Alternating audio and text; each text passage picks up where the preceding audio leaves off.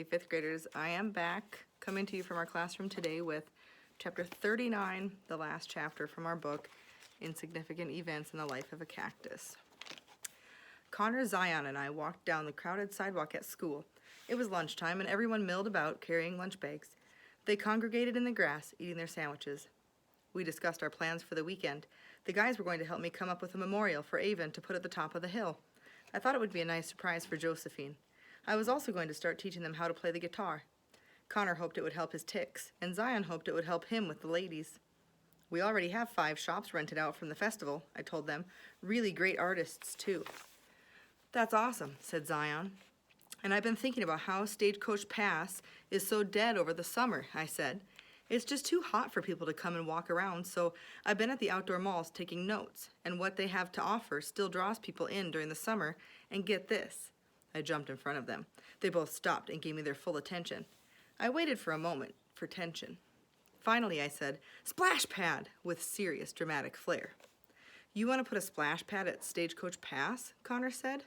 "Not a regular splash pad," I explained, "like an old-fashioned splash pad."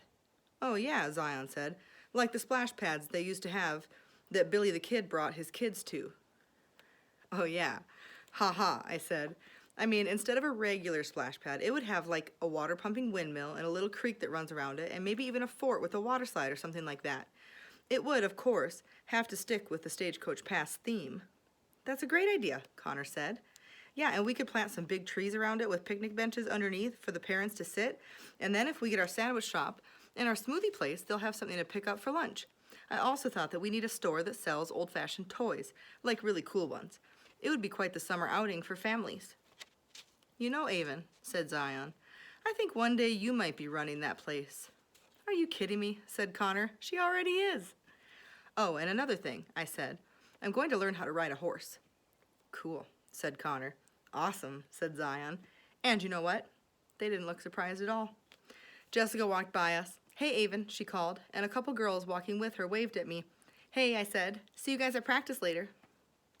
I saw that we were walking by the cafeteria. I stopped. The guys stopped, and they both gave me questioning looks. I looked at Connor, and I looked at Zion, and I walked to the doors. "You guys want to eat lunch together?" I said. The corner of Connor's mouth tipped up a little, and he barked. We walked to the doors and opened one for me. "Ladies first," he said, almost as if he were asking me if I had thought this through, if I was certain. I smiled at Connor, stepped forward into the doorway, and entered a cafeteria that I had never seen before. After all, there was a lot I needed to do with my life.